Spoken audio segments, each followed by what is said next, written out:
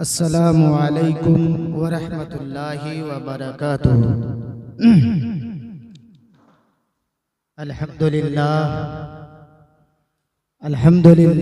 नहमदुहू व नस्तईनुहु व नस्तगफिरुहु व नुमिनु बिही व नतवक्कलु अलैहि व नऊज़ु बिल्लाहि मिन शुरूरि अनफुसिना व मिन सय्यिआति अमालिना मन यहदिहिल्लाहु फला मुदिल्ल लहु व मन युद्लिल फला हादिय लहु व अशहदु अल्ला इलाहा इल्लल्लाहु वहदहु ला शरीक लहु व अशहदु अन्न मुहम्मदन अब्दुहु व रसूलुहु अम्मा बअद फ़इन्न खैरल हदीस किताबुल्लाह व खैरल हदी हदी मुहम्मदिन सल्लल्लाहु अलैहि वसल्लम व शर्रल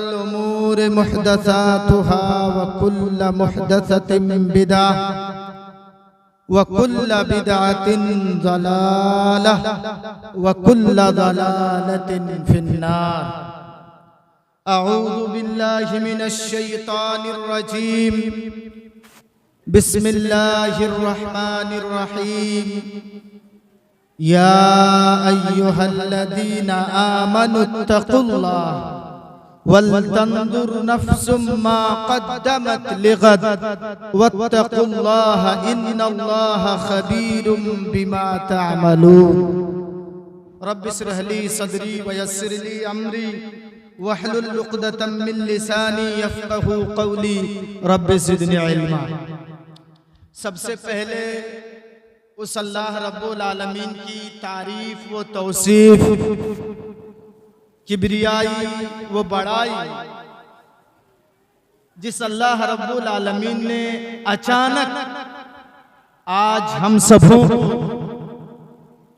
इस मुबारक घर मस्जिद के अंदर एक साथ मिलकर बैठ के कुछ कुरान और हदीस की बातें सुनने और सुनाने का मौका दिया है। सब पढ़ें अल्हम्दुलिल्लाह। असल में आज मेरा प्रोग्राम रात को दूसरी जगह पर है, लेकिन जैसे ही मैं कटिहार स्टेशन पहुंचा 9:30 बजे इत्तेफाक से मदरसा मिफ्ताहुल उलूम सादलपुर के प्रिंसिपल जनाब मौलाना इसहाक आलियावी साहब से फोन में राब्ता हुआ, बात हुई। इन्होंने कहा कि शेख आ जाइए, दोपहर का खाना हम लोग एक साथ मिलकर खाते हैं। इनके पास जब मैं पहुंचा तो अल्हम्दुलिल्लाह इन्होंने अचानक असर के बाद अपने मदरसे की मस्जिद में एक मुख्तसर सा प्रोग्राम रख दिया।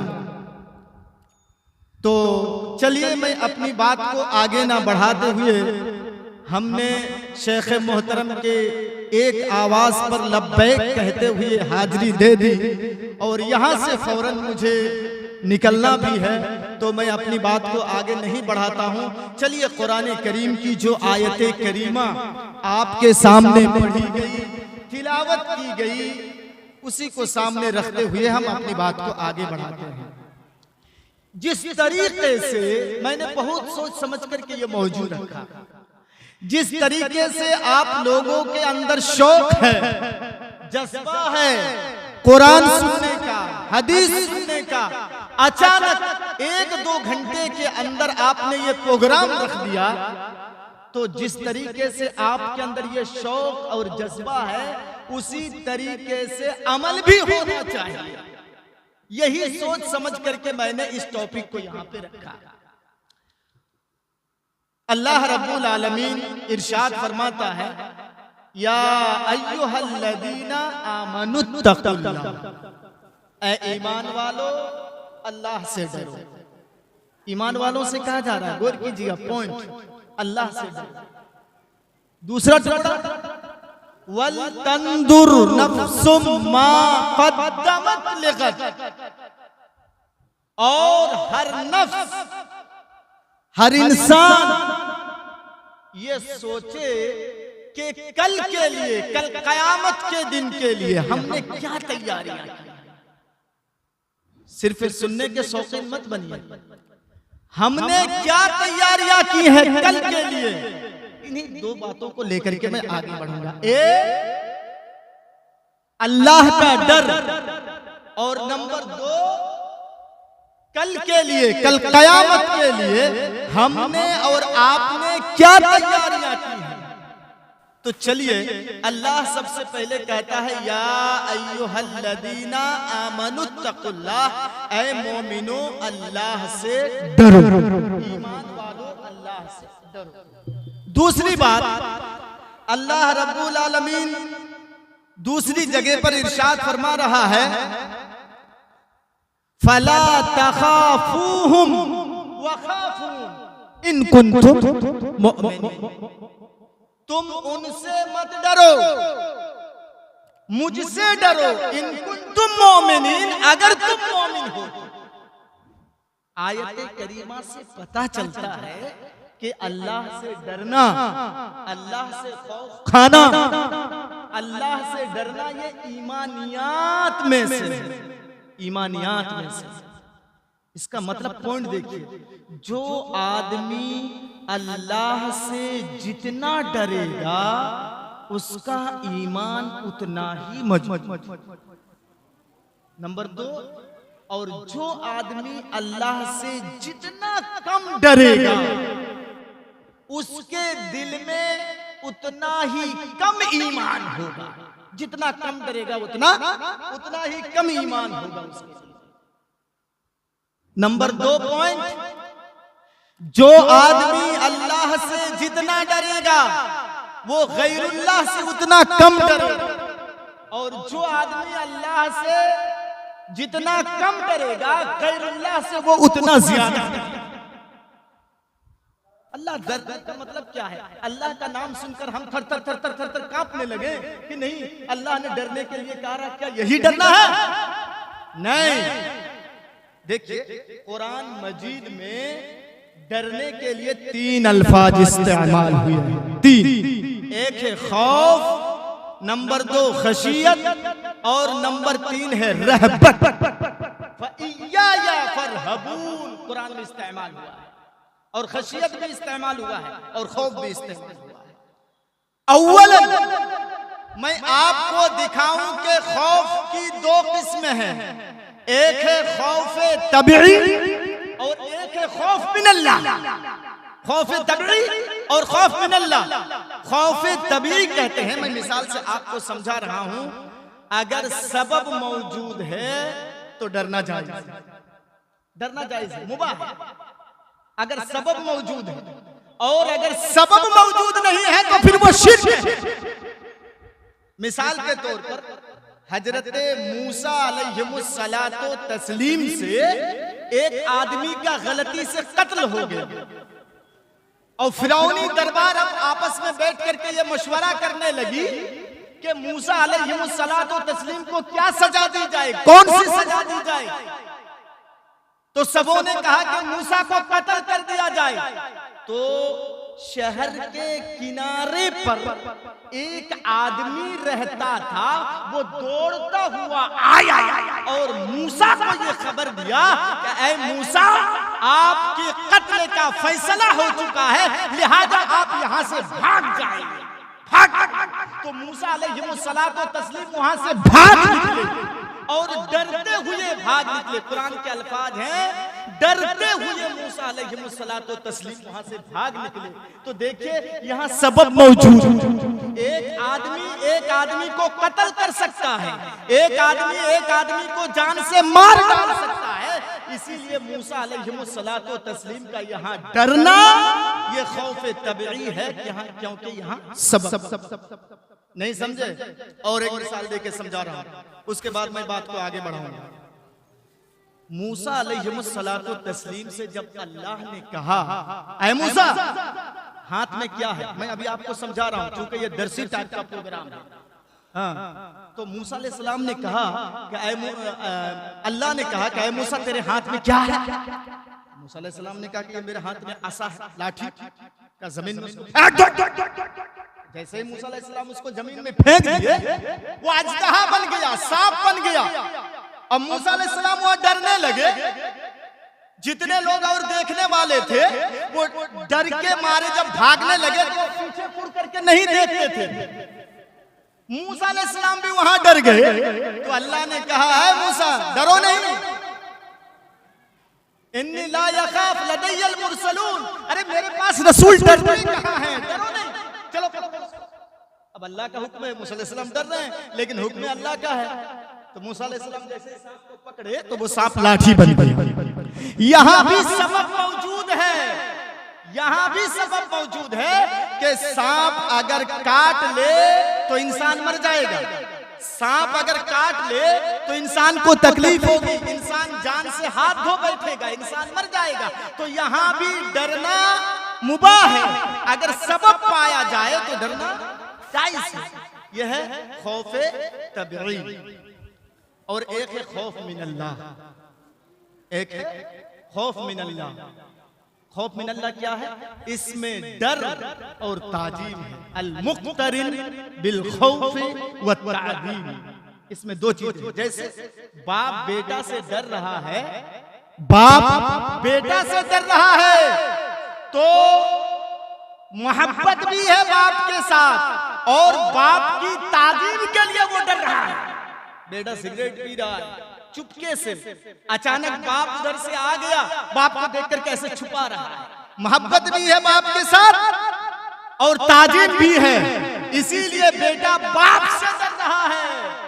लेकिन सांप से डरना, इसमें मोहब्बत नहीं है, इसमें ताजीम नहीं है, लेकिन बाप से करना मोहब्बत और ताजीम है। तो अल्लाह से जो डरता है, जो बंदा अल्लाह से डरता है, अल्लाह से खौफ खाता है, तो उसमें अल्लाह के साथ मोहब्बत भी है और अल्लाह के साथ ताजीम भी है, मोहब्बत भी है और अपने खालिक की ताजीम भी है। तो खौफ मिनल्लाह में जब बंदा मोहब्बत और ताजीम के साथ अल्लाह से डरेगा तो अल्लाह क्या फरमाता है जानते हैं? लनुस्किनन्नकुमुल अर्द मिन बअदिहिम लिमन खाफा मकामी व खाफा वईद। जो मेरे सामने खड़े होने से और मेरे वईद से डर गया तो हम उसको जमीन में करार दे देंगे, जमीन में करार दे देंगे। आज जमीन में हमारी करार नहीं है, सब कोई चाहता है कि इनको भगाएं, पीटें, मारें, यहां से भगाएं। इसका मतलब खौफे खुदा हमारे अंदर बहुत ही कम है। खौफे खुदा को हम अपने अंदर पैदा करें, अल्लाह जमीन में हमको करार दे देगा। तो या अय्युहल्लज़ीना आमनुत्तकुल्लाह, ऐ ईमान वालो अल्लाह से डरो। एक चीज अब उधर मैं नहीं बोलूंगा, बस इतना समझा। वल तंदुर नफ्सुम मा कद्दमत लिगद, और हर इंसान ये सोचे, गौर करे कि हमने कल के लिए क्या तैयारी, कल क़यामत के दिन के लिए हमने क्या तैयारी। बहुत से लोग कहते हैं मौलाना मैं तो नमाज पढ़ता हूँ, आखिरत की तैयारी कर रहा हूँ, रमजान का महीना आए तो मैं तो रोजा रखता हूँ, नेक काम तो मैं करता हूँ, आखिरत की तैयारियां तो करता हूं मैं, लेकिन अफसोस की बात है कि हमने इबादत सिर्फ और सिर्फ रोजा और नमाज को समझ रखा है। ठीक है ना? रोजे और नमाज को हमने इबादत समझ के रखा है। एक चीज सुन लीजिए, इबादत किसको कहते हैं? इबादत हर उस काम को कहते हैं, इबादत हर उस काम को कहते हैं जिससे अल्लाह रब्बुल आलमीन रादी और खुश होता है, उसको इबादत कहते हैं। सिर्फ नमाज ही इबादत नहीं है, सिर्फ रोजा ही इबादत नहीं है, बल्कि हर वो काम जिससे अल्लाह रब्बुल आलमीन खुश होता है, जिससे अल्लाह रब्बुल आलमीन राजी होता है, वो है इबादत। आपने किसी गरीब की मदद कर दी, हाँ, आपने किसी बेवा को कुछ दे दिया, मदद कर दी आपने, इससे भी अल्लाह रब्बुल आलमीन खुश होता है। लेकिन हमने और हम और आप सिर्फ और सिर्फ नमाज और सिर्फ रोजे ही को इबादत समझ बैठे हैं। देखिए आखिरत की तैयारी कैसे। हजरत उमर रजी अल्लाह ताला अन्हु जब अमीरुल मोमिनीन बने तो ये रात को गश्त लगाते थे, देखते थे। एक मर्तबा हजरत उमर रजी अल्लाह ताला अन्हु रात में गश्त लगा रहे हैं, क्या देख रहे हैं कि एक खातून, एक लेडीज, एक खातून बैठी हुई है और उसके इर्दे गिर्दे करीब करीब उसके बच्चे बिलक रहे हैं, उसके बच्चे रो रहे हैं। हजरत उमर खामोशी से वहां जाकर के बैठ गए और बैठने के बाद पूछा, बहन ये बच्चे क्यों रो रहे हैं? ये बच्चे रो रहे हैं क्यों? कहा भूख की वजह से ये बच्चे रो रहे हैं। कहा हांडी में क्या है, क्या बन रहा है? उठा कर दिखाया, का देखो इसमें सिर्फ और सिर्फ पानी है, इसके अलावा कुछ भी नहीं है पानी के अलावा। कहा तुम ऐसे क्यों कर रही हो? कहा मैं बच्चों को बहला रही हूँ, फुसला रही हूँ कि बच्चों रोवो नहीं, गिड़गिड़ावो नहीं, रोवो नहीं, अभी खाना बन के तैयार हो जाएगा, अभी रोटी बन के तैयार हो जाएगी, मैं तुम्हें खिलाऊंगा। लेकिन बच्चे रो रो करके जब सो जाएंगे, बच्चों को जब नींद आ जाएगी तो ये चूल्हा भी मैं बंद कर दूंगा। और सुनो, अमीरुल मोमिनीन हजरत उमर का गरीबान मैं क़यामत के दिन पकड़ूंगी। ये जो प्राइम मिनिस्टर बन के बैठा है, अमीर बन के बैठा है और गरीबों की, यतीमों की, बेवाओं की खबर नहीं ले रहा है, मैं हजरत उमर का गरीबान क़यामत के दिन पकड़ूंगी। लेकिन उस लेडीज खातून को ये नहीं मालूम कि यही हजरत उमर है, क्योंकि मोबाइल का जमाना नहीं था, इंटरनेट का जमाना नहीं था। आज भी अगर ये इंटरनेट ना हो, मोबाइल ना हो, तो मेरे भाइयों देश का प्रधानमंत्री अगर आकर के कटिहार में चक्कर लगाएं, घूमे रेलवे स्टेशन में, तो किसी को पता नहीं चलेगा कि प्रधानमंत्री यही है। लेकिन पहले ही हम मोबाइल में देख चुके हैं, इंटरनेट का जमाना है, पहले ही हम देख चुके हैं उनको, उनका चेहरा हमको मालूम है, देखे हैं। तो आज आए तो हम फटाक से पहचान लेंगे कि नहीं यही है प्रधानमंत्री, हम पहचान, ठीक है यही है प्रधानमंत्री। लेकिन उस वक्त ये मोबाइल का जमाना नहीं था, तो उनको मालूम नहीं कि यही हजरत उमर ने कहा अल्लाहु अकबर, मेरे दौरे खिलाफत में ये बच्चे भूखे सो रहे हैं। दौड़ करके गए बैतुल माल में, बैतुल माल के कैशियर को जगाया, ऐ बैतुल माल के हिफाजत करने वाले जरा बाहर आओ। उसके बाद हजरत उमर ने अपने गुलाम असलम को साथ ले लिया, ऐ असलम चलो चलो हम बैतुल माल में जाते हैं। आटा लिया हजरत उमर ने, खाने पीने के सामान हजरत उमर अपने थैली में, बैग में ले लिए। उसके बाद वो बोझ हजरत उमर रज़ी अल्लाह ताला अन्हु अपने कंधे पर उठा लिए। गुलाम कहता है अमीरुल मोमिनीन रुकिए, गुलाम नहीं हूं, मुझको दीजिए, मैं अपने कंधे पे लाद करके पहुंचा दूंगा। लेकिन हजरत उमर जवाब दे रहे हैं, अमीरुल मोमिनीन जवाब दे रहे हैं, ऐ गुलाम मेरा बोझ तू क्यों उठाएगा? अमीरुल मोमिनीन मैं हूँ, कयामत के दिन अल्लाह रब्बुल आलमीन तुमसे नहीं मुझसे पूछेगा। मेरा बोझ कयामत के दिन तू नहीं उठाएगा, मैं अपना बोझ खुद अपने उठाऊंगा। हजरत उमर उठा लिए, उस खातून के घर पहुंच गए, उस लेडीज के घर हजरत उमर पहुंच गए। अपने हाथों से हजरत उमर ने आटा गूंदा, रोटियां बनाई, बनाने के बाद बच्चों को खिलाया और खिलाने के बाद आखिर में हजरत उमर कह रहे हैं, ऐ मेरी बहन, ऐ खातून, ऐ लेडीज सुन, हजरत उमर और कोई नहीं, मैं ही हजरत उमर हूँ, माफ कर देना, मुझे यहाँ पहुँचने में, खबर लेने में मुझे लेट हो गई, मुझे माफ कर देना। अमीरुल मोमिनीन मैं। जब उन्होंने सुना कि अमीरुल मोमिनीन ये कहा, आप ही अमीरुल मोमिनीन का, डरिए नहीं, मुझे माफ कर दीजिए।